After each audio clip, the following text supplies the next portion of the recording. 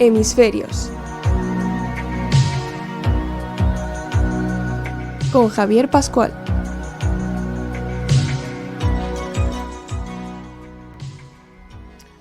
Buenas tardes, estimados seguidores del programa. Siempre nos gusta ensalzar la valía de los profesionales españoles que alcanzan con frecuencia puestos directivos en grandes empresas. Ello es debido, entre otras cosas, a nuestra cultura y en gran manera a la calidad de nuestra enseñanza universitaria. Esto no sería posible sin la intervención de grandes profesores que aportan una vocación y formación académica exquisita basada en estudios de posgrado e investigación. Hoy traemos a este programa a uno de estos profesores. De él puedo asegurar, como profesor que en su día fue mío, que juntaba no solo la capacidad y solvencia académica necesaria, sino además ese dote que es el saber explicar y motivar a los alumnos. Él, como otros profesionales de la enseñanza, no solo ha formado a muchos excelentes profesionales, como decía antes, de calidad, sino que también, como nos relatará él mismo, ha forjado una carrera dedicada a acercar la educación de los alumnos a las necesidades de la empresa y realizar investigación en campos importantes para el desarrollo de la sociedad. Javier Uceda, hoy con nosotros, ha dedicado toda su vida profesional a la docencia, en la escuela en la que tuve la suerte de tenerlo como profesor, la de Ingenieros Industriales, que está en el Paseo de la Castellana. Él ha sido rector de la Universidad Politécnica, entre otros cargos, doctor, catedrático, director del Centro de Electrónica Industrial en la Escuela de Ingenieros Industriales y últimamente él tiene un cargo además muy interesante como director de la Cátedra UNESCO de Gestión y Política Universitaria. Ha participado en más de 200 publicaciones y recibido varias nominaciones internacionales que avalan su labor docente y categoría como investigador. Muchas gracias, Javier, por estar hoy aquí. Es un placer. Bienvenido a esta humilde radio que te da la bienvenida y, bueno, espero que te sientas a gusto en esta entrevista hoy que vamos a realizar. Muy bien, pues muchas gracias, Javier. Lo primero, gracias por la invitación. Estoy encantado de compartir este espacio Hemisferios con los oyentes y contigo y a tu disposición. Es siempre, interesante tener la oportunidad de hablar de lo que es tu pasión, de lo que es tu oficio, de lo que ha sido tu vida. En mi caso, la investigación, la docencia, que ha sido a lo que me he dedicado durante muchísimos años. Puedo asegurar que esa pasión, por lo menos la experiencia que yo tuve teniéndote como profesor, la transmites a todos tus alumnos. Y eso es muy importante, como decía antes, esa pasión y esa motivación. Si te parece, Javier, seguro que nuestros seguidores se preguntan cómo se forja una carrera como la tuya, de dónde te vino la vocación y cómo se han ido cumpliendo esas expectativas, ¿no? Bueno, es siempre un proceso, no es unidireccional, depende de factores, a veces de casualidades, pero en todo caso, lo que sí que debo reconocer que desde mi época adolescente, juvenil, tenía una atracción por la ciencia. A mí figuras como Pasteur o Ramón y Cajal me llamaban enormemente la atención, o cuando aprendí algo de la física atómica, figuras como Bohr o otros grandes... ¿Querías ser inventor como yo? Quería estar en ese nivel de poder contribuir a que el mundo fuera mejor a través de la ciencia y de la difusión del conocimiento, ¿no? Y entonces, no sabía muy bien cómo eso pudiera ser realidad, creía que era una labor de gente muy escogida, y hice mis estudios universitarios con la intención de formarme, de aprender.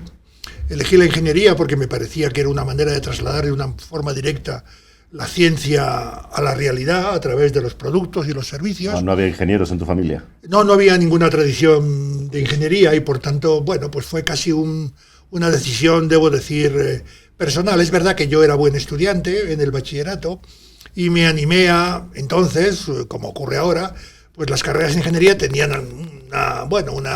una cierta dificultad que suponía también un reto en lo personal y a esa aventura me lancé y estuve haciendo mis estudios y tuve la primera oportunidad de darme cuenta de las oportunidades que ofrecía la ingeniería, el trasladar la ciencia a la realidad, cuando hice mi proyecto fin de carrera.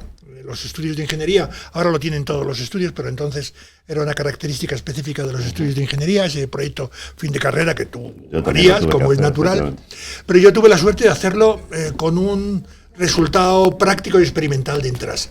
Estoy hablando del año 1976 y ya entonces hice un proyecto que consistía en utilizar energía solar fotovoltaica de unos paneles para inyectarlo a la red, lo que es hoy el autoconsumo. Yo entonces ya me dedicaba a aquello que resultaba en aquel momento pues una novedad, como puede uno imaginarse. Estamos hablando hace 40 años, ¿no?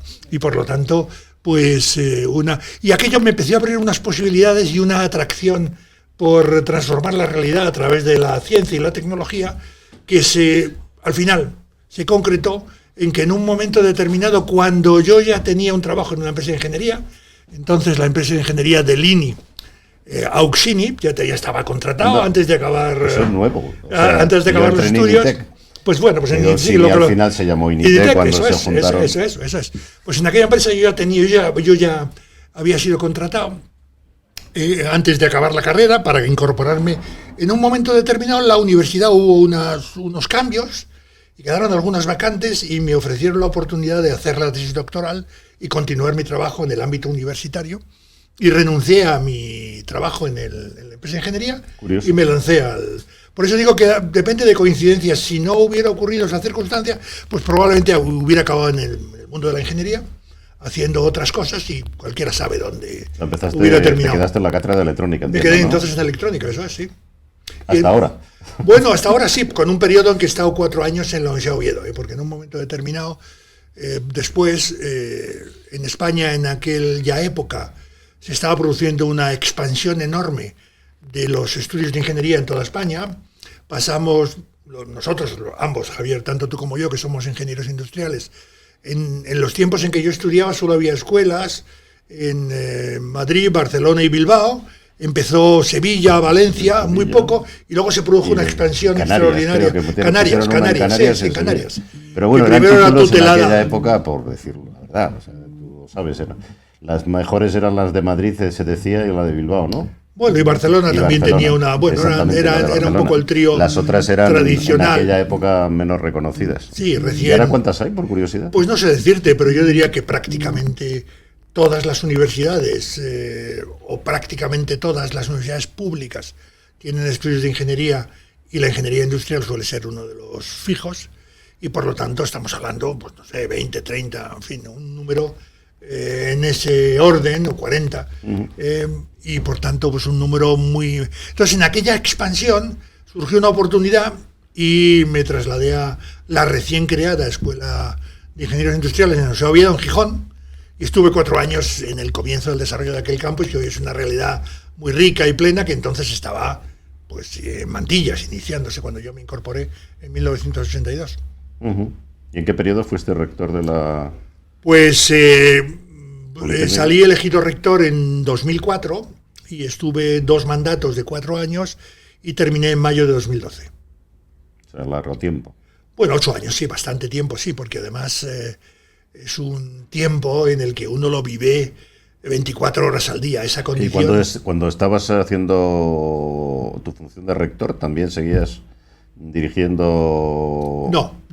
¿Dejaste a alguien en la sí, escuela? Yo aquello, la gente de la escuela, en lo que era mi actividad como catedrático de electrónica, y dejé la docencia esos 8 años, han sido los únicos 8 años en que he dejado la docencia. ¿La echabas de menos? Pues sí, reconozco que sí. A mí no es una actividad que me resulte, al contrario, me resulta enormemente gratificante juntarme con los estudiantes en clase y bueno, tener un cierto diálogo, trasladar en la medida que pueda lo que sé, no ya solo de la asignatura, sino también de lo que es la vida y el ejercicio profesional, porque creo que hay una enseñanza que va más allá del contenido específico de los conocimientos de la asignatura. Una pregunta, yo te seguí un poco cuando era rector, evidentemente, porque había sido profesor mío. No sé, me da la sensación de que es un trabajo bastante político y a veces ingrato, ¿no? Bueno, tiene una... Primero, es de cierta dificultad, debo decir, en el sentido siguiente. Buena parte, el rector, las universidades somos bastante presidencialistas, las públicas me refiero, bueno, y las privadas probablemente tienen otra condición, ¿no?, por su propia naturaleza. Pero las públicas, entonces el rector tiene bastantes, por decirlo así, atribuciones, pero a su vez tiene un enorme control por los órganos de gobierno colectivos, el Consejo de Gobierno, el Consejo Social, donde hay participación de la sociedad, de los partidos políticos en las cámaras regionales de cada lugar, de los sindicatos y demás, y el claustro, que es un gran órgano que esencialmente juega su papel en en el desarrollo de los estatutos de la universidad, que es la regla básica sobre la cual y entonces aquello se tiene que ejercer con un enorme liderazgo, yendo por delante y ofreciendo y planteando y proponiendo soluciones con una argumentación que debes ser capaz de defender y luego, claro, gestionar pues el conjunto de intereses que se ponen de manifiesto en los órganos de gobierno colectivo y hacerlo con algo de inteligencia hace falta, algo de mano izquierda también, y claro, la política en el sentido, digamos que entendemos esta disciplina, aparece la política, aunque en este caso en el contexto universitario que tiene algunas connotaciones específicas. Dicho de otra manera, es difícil llegar de fuera y en una universidad pública ponerse al frente de ella sin conocer un poco las reglas de juego. Porque tú de la escuela no has ocupado el puesto de director. Sí, he sido director, sí, también. También sí. has sido director de la escuela. Sí, ¿no? he sido director de la escuela. Fui director del año 95 al año 2000. Es un periodo de 5 años, me parece, ¿no? 4 años, bueno, fueron 4 años. Un periodo de 4 años. Fue al año 2000, pero porque empecé en diciembre del 95 y acabé un poquito después. Llegué a entrar en el ¿Dónde año te pilló Bolonia? ¿Siendo rector? Sí, me pilló siendo rector. De hecho, los primeros cambios de Bolonia se producen en 2010.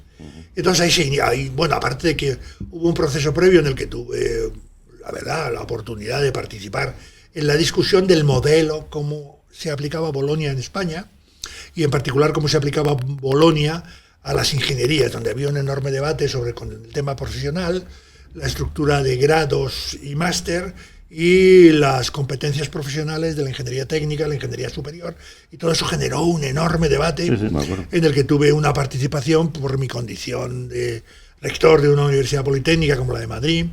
Después era presidente de la subcomisión de enseñanzas técnicas del Consejo de Universidades y por lo tanto tuve una participación muy activa en la definición del marco, y luego me tocó empezar a aplicar ese marco en la Universidad Politécnica de Madrid, claro. Es una pregunta comprometida.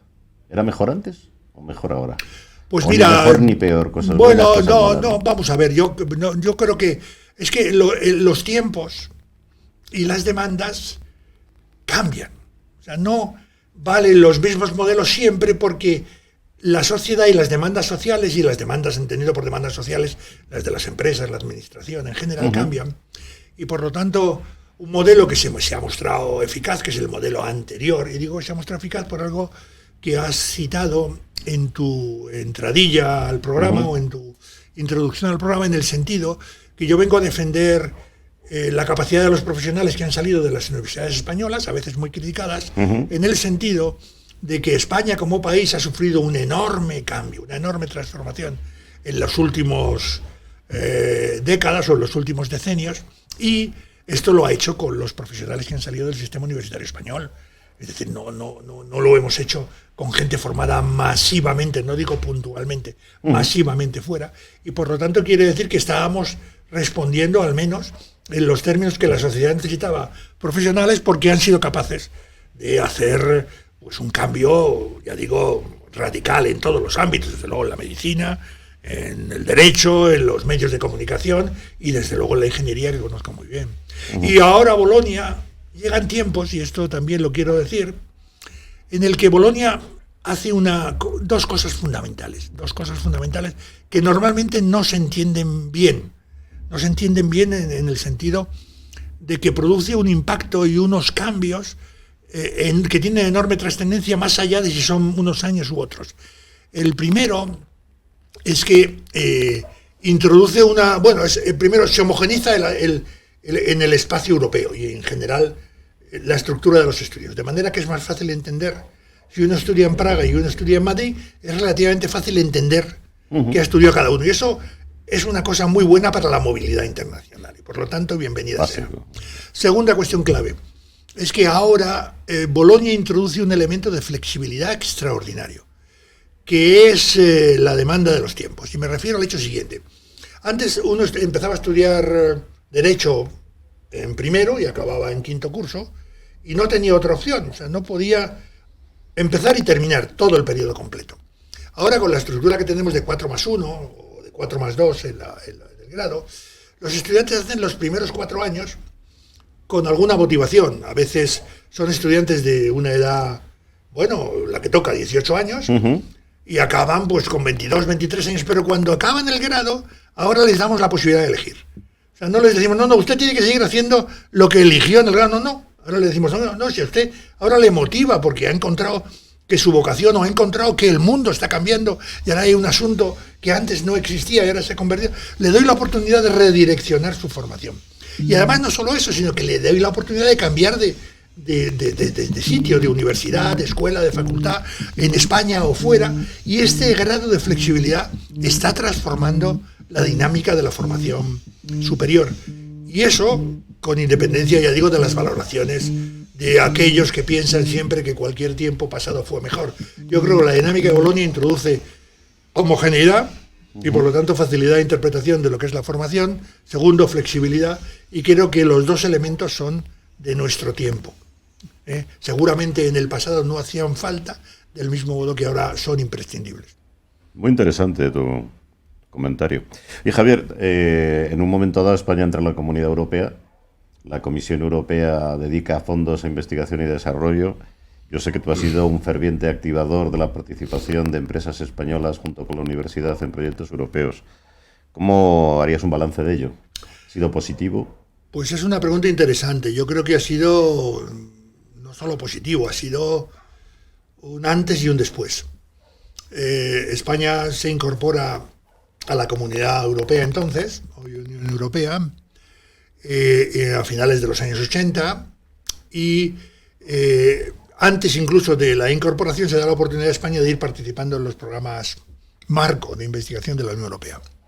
Entonces estos programas marco tienen algunos elementos que son enormemente atractivos y que no formaban parte de la práctica habitual de la investigación en España, ni en las empresas ni en los centros de investigación. Y es la investigación en consorcio, consorciar, en donde se juntan intereses de una o varias empresas, de uno o varios centros de investigación, y hacen propuestas que son evaluadas muy seriamente por su contenido científico.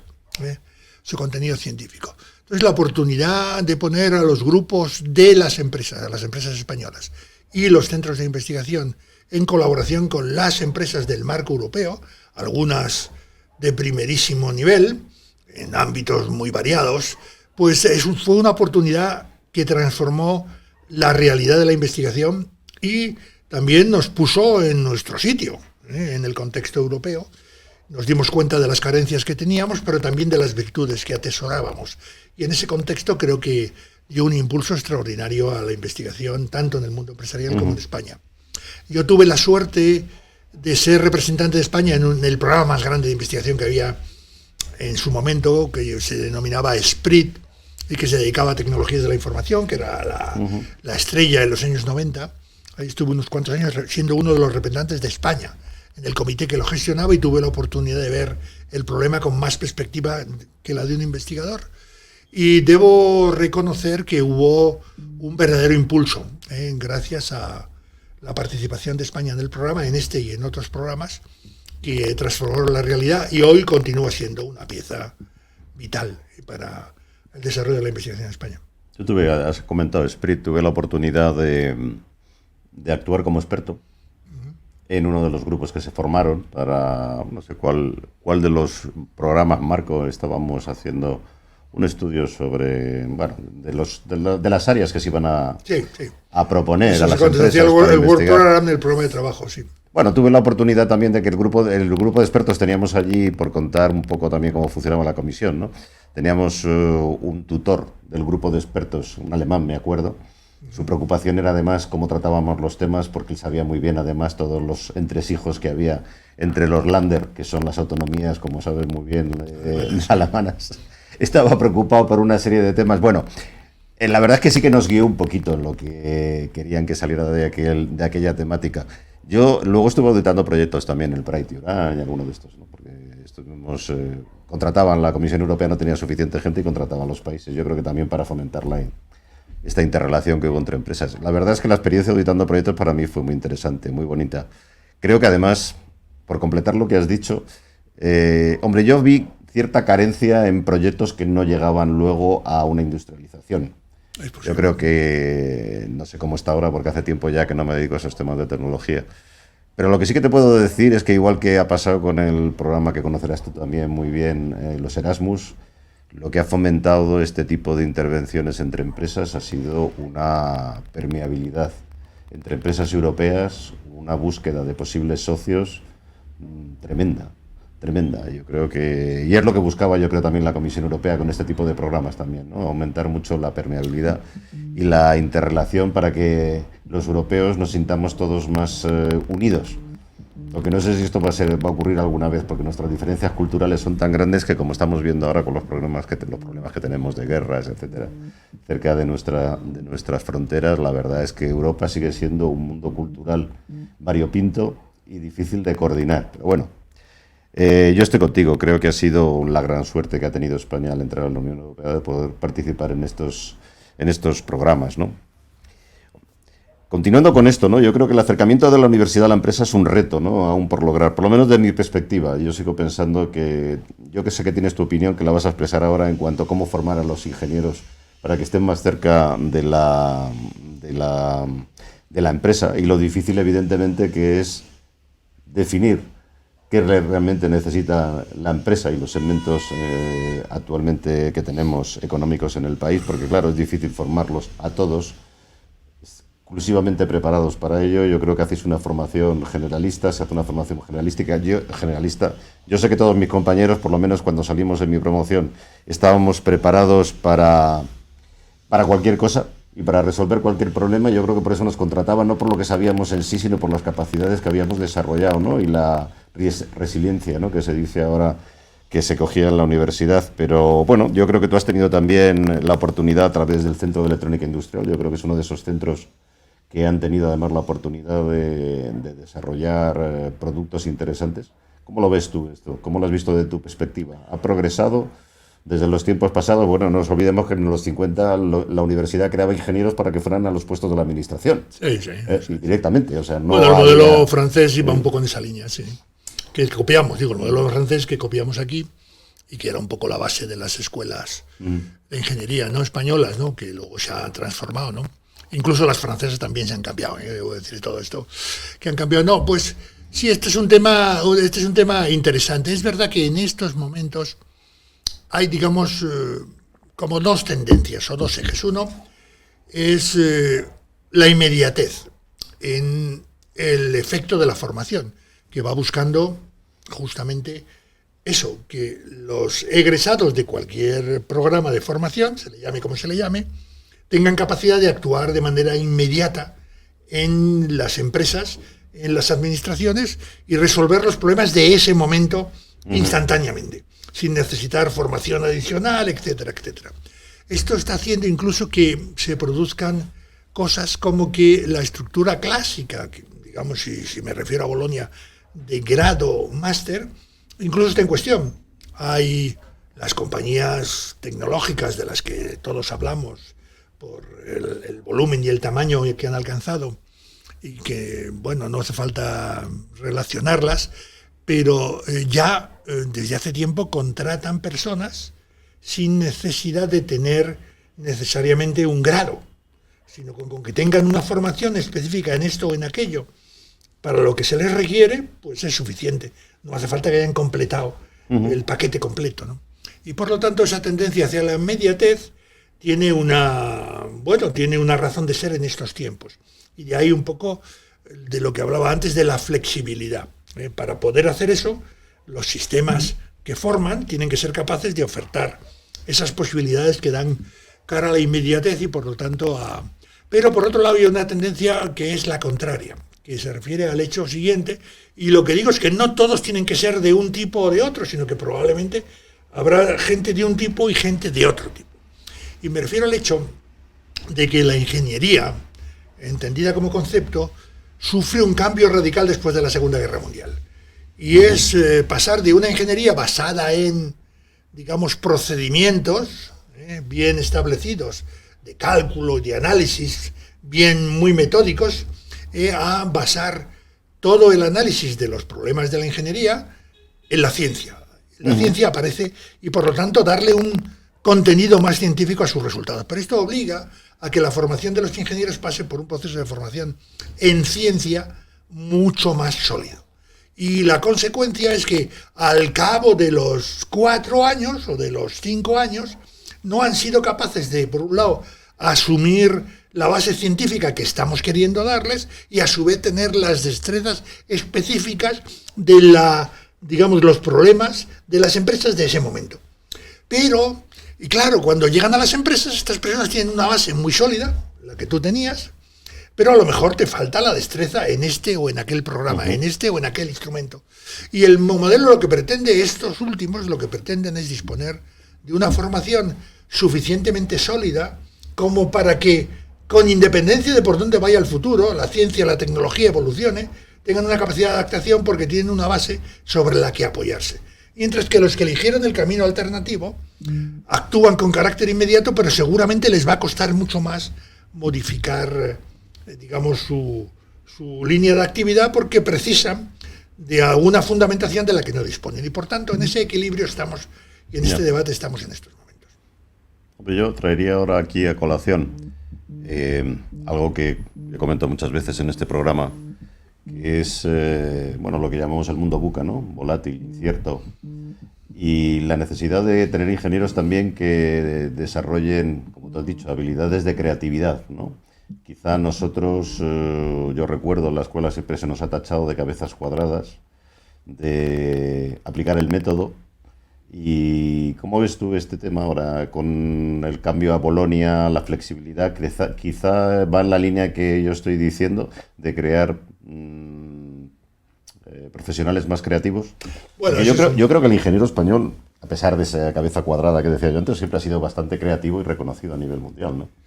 Bueno, yo creo que como profesionales no tenemos ningún problema de reconocimiento internacional. Nuestros egresados van por el mundo con una tranquilidad absoluta y es más, diría que están entre los profesionales que vienen con una cierta garantía. Es una garantía de éxito. Es decir, usted se ha formado en España en ingeniería, esto es una garantía en general de éxito, de buena formación, de una buena y sólida formación.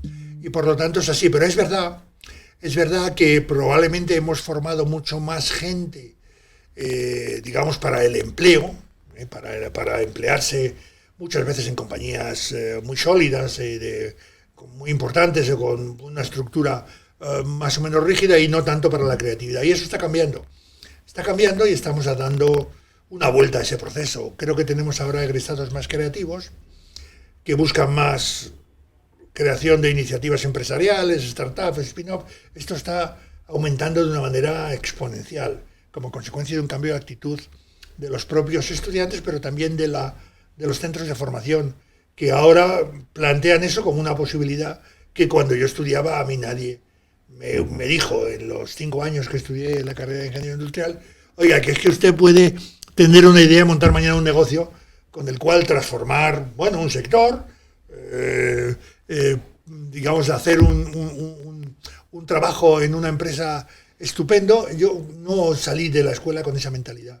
Me da la impresión de que los jóvenes ahora, esto es un trabajo en cada sitio, poco a poco, pues estamos trabajando porque sean más creativos, porque no sé si lo hacemos bien o mal, pero lo que es seguro es que hace falta que lo hagamos bien. Uh-huh. Interesante. Y desde el punto de vista, yo siempre también creo que en mi época no había tanta. Yo creo que ha mejorado bastante este aspecto, por lo que he visto también en vuestra escuela, y es la incorporación de gente de la empresa, ¿no? En clases magistrales, en colaboraciones. Sí. Bueno, primero siempre ha habido la figura del profesor asociado de la empresa. En ingeniería esto ha sido una realidad, no ha habido que. Porque ahora, no sé si la audiencia y tú en particular estés al tanto, pero se crea en la actual legislación universitaria una figura que es la del profesor asociado, que está pensada para cumplir esa función. Ser gente, un profesional que viene a hablar de lo que sabe como profesional, no de una cosa distinta. Y esa figura se ha ido distorsionando un poco y ha servido al final para contratar profesores de bajo coste sin la necesaria experiencia profesional, con lo cual se estaba un poco desvirtuando la figura, ¿no?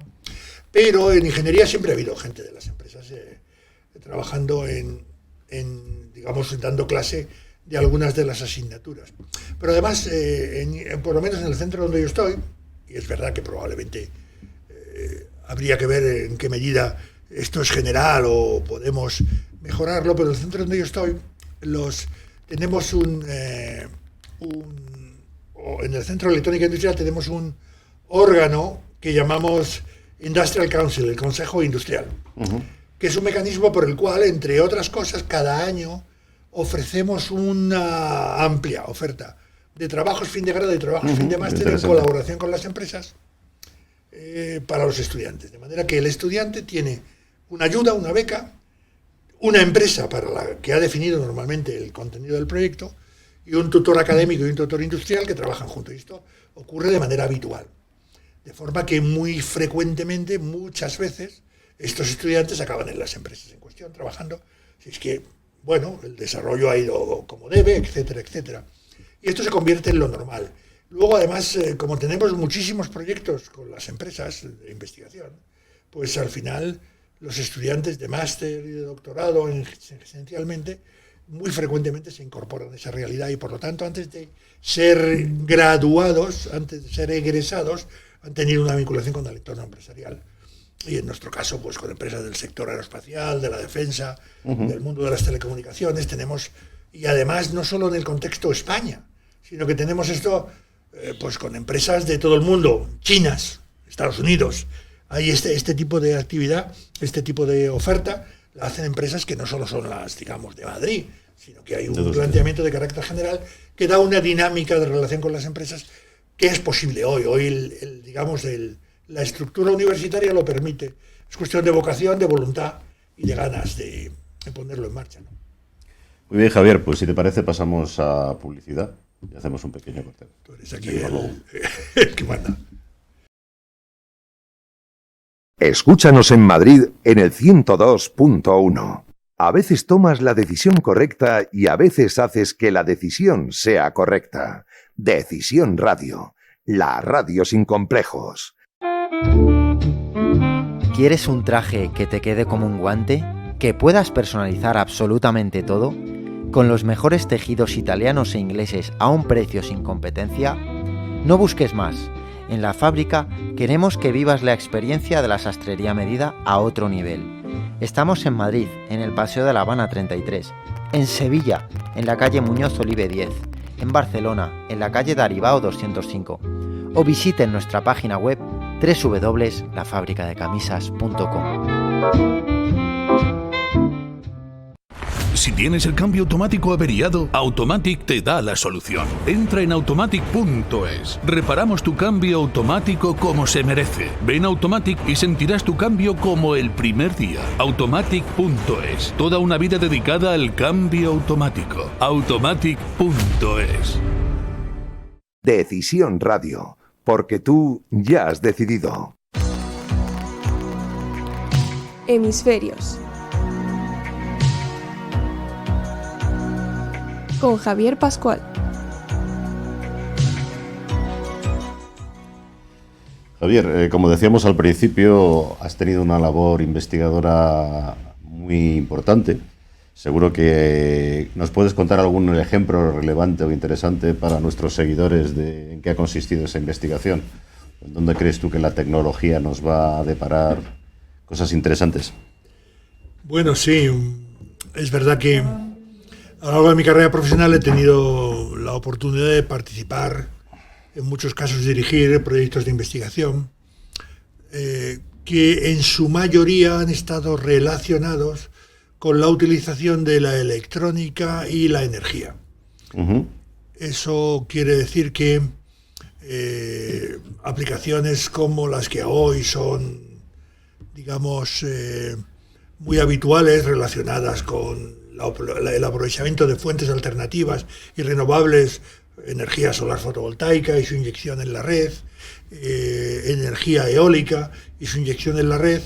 Entre la fuente primaria y la red hay siempre un equipo capaz de transformar o acondicionar la energía que generan estas fuentes primarias en lo que la red necesita para inyectarlo, y eso es electrónica de potencia, y por lo tanto en ese tipo de ámbito he estado. También he trabajado de manera muy activa en diseño de las unidades capaces de alimentar, por ejemplo, microprocesadores, ¿no? Porque son los chips, que constituyen los microprocesadores, y hemos trabajado, pues, por ejemplo, para Intel también, o para otros fabricantes de microprocesadores. En esencia, tú tienes que generar una fuente de tensión continua de las características que requiere un microprocesador avanzado. Y porque los espectadores, aunque ya sé que es un tema muy técnico, digo los espectadores, perdón, los radioyentes, es un tema muy técnico. Un microprocesador de hoy, uno de nuestros PCs, exigen que la alimentación de esos chips tenga tensiones de alimentación muy bajas y decenas de amperios, 40 amperios. Para que se hagan una idea, un enchufe de los que usamos normalmente para conectar la corriente eléctrica, como máximo es capaz de dar en torno a los 10 amperios. Y sin embargo, en la tarjeta que tenemos el microprocesador, se están manejando corrientes que están 3 y 4 veces por encima de la que da un enchufe de la red. Y por tanto hay una problemática enorme, y en ese tipo de aplicaciones hemos estado trabajando. Pero si tuviera que elegir algún elemento por destacar, porque claro, el número de proyectos es enorme y hay todo tipo de aplicaciones vía satélite, alimentación de radares, sistemas para microprocesadores, todo lo que tiene que ver con la alimentación de las centrales telefónicas en el pasado y las nuevas estaciones de telefonía móvil actualmente.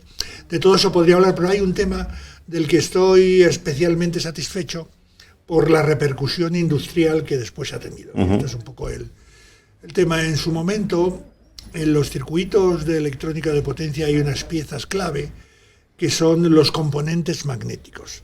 Estos esencialmente son de dos tipos: transformadores y bobinas. Estos componentes, en los diseños que hacemos, por ejemplo, para los microprocesadores, exigen trabajar a frecuencias relativamente altas, cientos de kilohercios en general, o en algunas ocasiones llegamos a algún megahercio. Y el diseño de esos componentes, el cálculo de los campos electromagnéticos, es un problema bastante complejo, que depende mucho de la geometría, de la manera de hacer los devanados, etc. Y en uno de nuestros proyectos de nuestro trabajo desarrollamos un método para hacer modelos precisos de estos componentes. Y esos modelos precisos, después fuimos capaces de automatizar el diseño de un proceso muy complejo, pero que daba unos resultados muy buenos para ser empleados por la industria. Y consecuencia de esa actividad... ¿Eso fue motivación vuestra o consecuencia de un proyecto europeo o porque lo pidió alguna empresa? Fue consecuencia primero del trabajo, porque si tú querías resolver un problema tenías que saber calcular aquellos componentes. Si no lo hacías con precisión, aquello no iba tan bien como esperabas. Y en algún momento se nos ocurrió, en un proyecto europeo, que tal vez era posible automatizar el diseño de este tipo de circuitos del mismo modo que estaba en aquel momento, estoy hablando años 90, finales de los 90, del mismo modo que estaba automatizado el diseño de los chips. El diseño de los chips, de los circuitos integrados, del que tanto hablamos ahora, por la carencia que se ha producido en el mercado mundial, está completamente automatizado, desde la síntesis hasta el diseño físico de la capa física, el layout sobre el silicio, está todo muy automatizado. Pues pensamos en automatizar ese proceso para este otro tipo de circuitos y propusimos un proyecto que llamamos PowerCAD. CAD corresponde a las siglas en inglés Computer Aided Design, diseño asistido por computador, de circuitos de potencia. Entonces, en aquel proyecto europeo conseguimos desarrollar estos modelos y ponerlos muy a punto. Y de esos modelos salió una herramienta que conseguimos que la comercializara, después de un par de intentos, una multinacional norteamericana. Entonces, una multinacional norteamericana, llegamos a un acuerdo con un pago de royalties, y está vendiendo para todo el mundo ese tipo de herramientas que las sigue vendiendo hoy. Un claro ejemplo de conversión de investigación y desarrollo en una aplicación real. Y hay hoy miles de clientes que usan estos modelos que desarrollamos nosotros con esa herramienta para el cálculo de esos componentes magnéticos. Empresas del automóvil, empresas del mundo de la telecomunicación, empresas de todo tipo, algunas muy conocidas, son clientes de ese producto. Además, como consecuencia de disponer de aquella herramienta, hicimos algo que resultó muy interesante, del que estoy especialmente satisfecho, y es una tecnología que permite hacer unos transformadores donde los devanados, que es el hilo de cobre que es necesario arrollar, pues se aprovecha la propia placa del circuito impreso para hacerlo. Esto hace diseños más compactos y más repetitivos y por lo tanto más fiables. Pues bien, algunos de esos diseños se han usado en muchos productos industriales que se han hecho series de producción muy grandes y que surgieron de una primera concepción inicial en nuestro grupo de investigación, centro de investigación, y que empresas Alcatel, Indra en España y otros fuera han usado de manera masiva y se han desplegado con ese know-how que en origen procedía del trabajo de la actividad de investigación, por poner un ejemplo. Muy interesante. Muy interesante. También me decías que habéis trabajado en defensa, ¿no? Con Eurofighter, por ejemplo. El avión Sí, con esto tuvimos una oportunidad de colaborar, en este caso fue con la empresa Indra, en el diseño de alguna de las partes del actual Eurofighter y emplearon esa tecnología en particular. Y bueno, pues seguramente un gran número de los aviones Eurofighter, de los Typhoon, que van en el mundo, llevan en la fuente que alimenta el computador de vuelo, llevan estos elementos que fueron diseñados con tecnología que desarrollamos nosotros. Y bueno, pues es un caso evidente de éxito en donde el know-how se ha transferido directamente a un producto en la empresa. La empresa además ha tenido capacidad de industrializar, de cumplir los requisitos que implican las aplicaciones de defensa, etcétera, pero en todo caso con una aplicación. También hemos hecho en el mundo de las telecomunicaciones.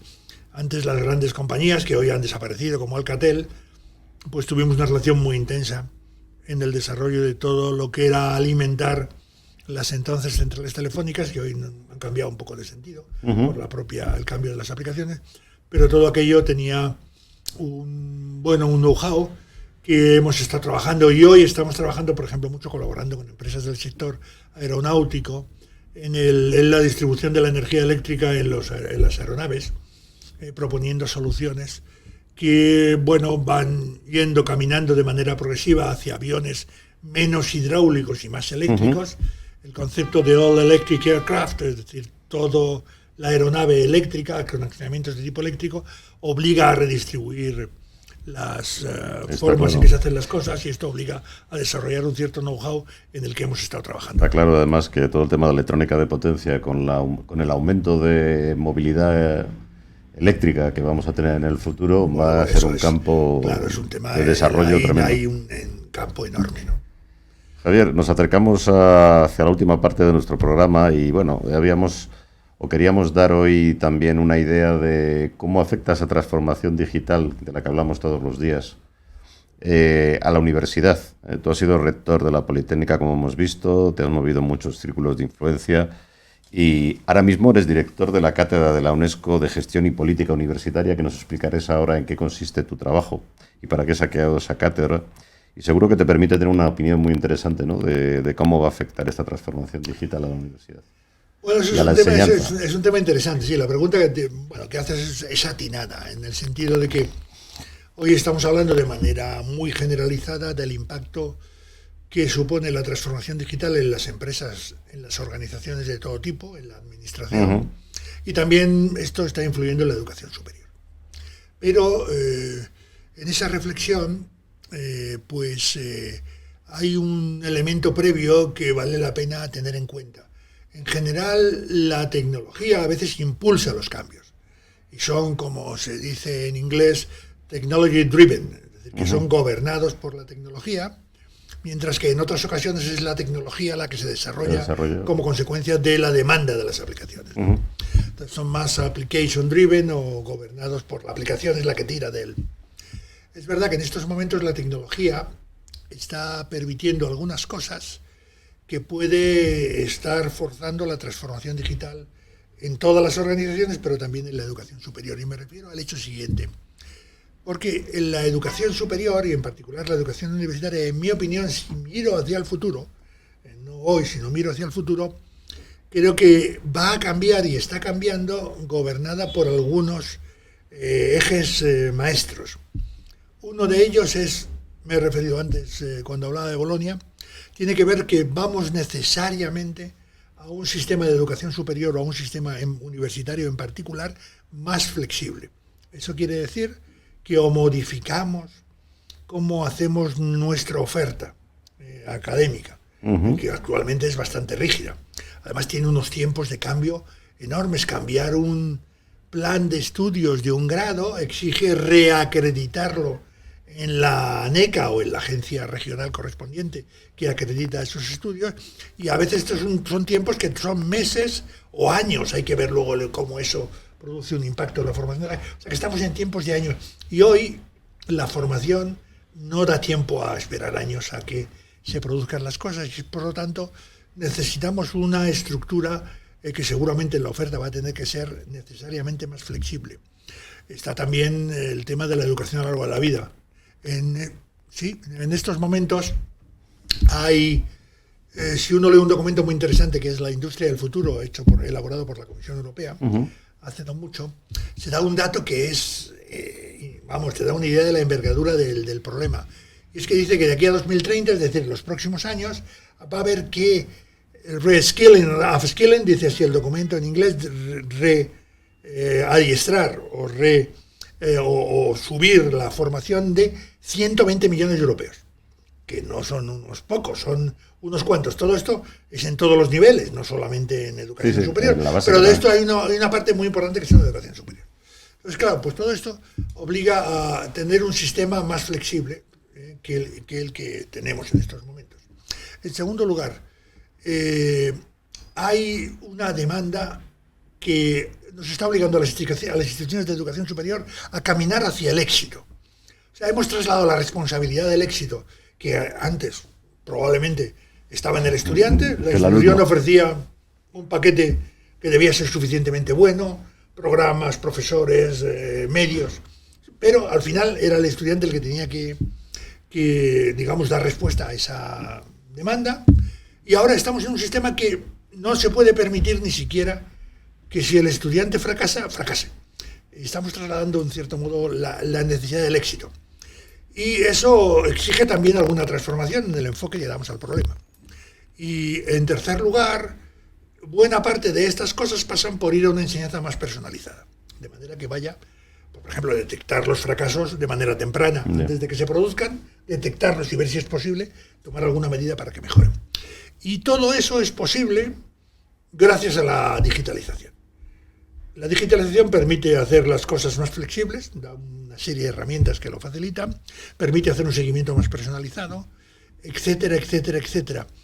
Lo que va a hacer que las instituciones de educación superior se modifiquen en este sentido, aprovechando la tecnología al servicio de una estrategia que tiene que ver con esas demandas a las que me refería al principio. Javier, voy a reformular lo que has dicho.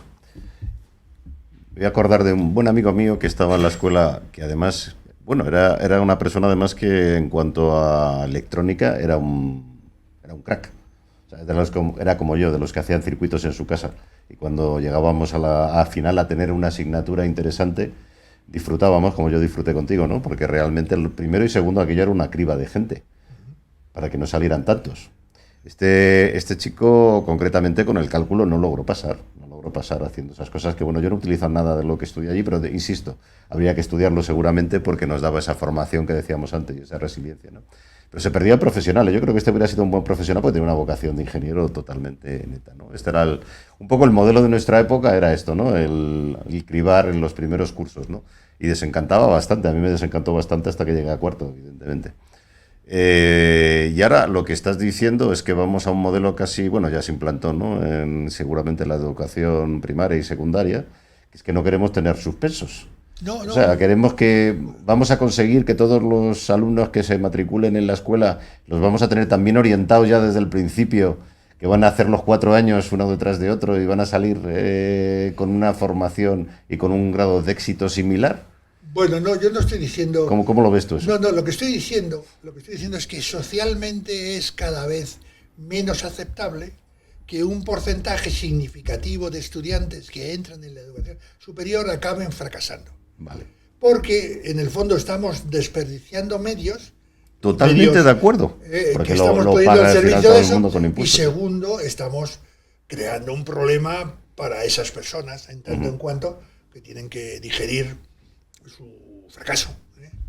Y lo que digo es que tenemos que cambiar las instituciones para, en la medida de lo posible, ofrecer a los que hoy fracasan algo que les permita no fracasar.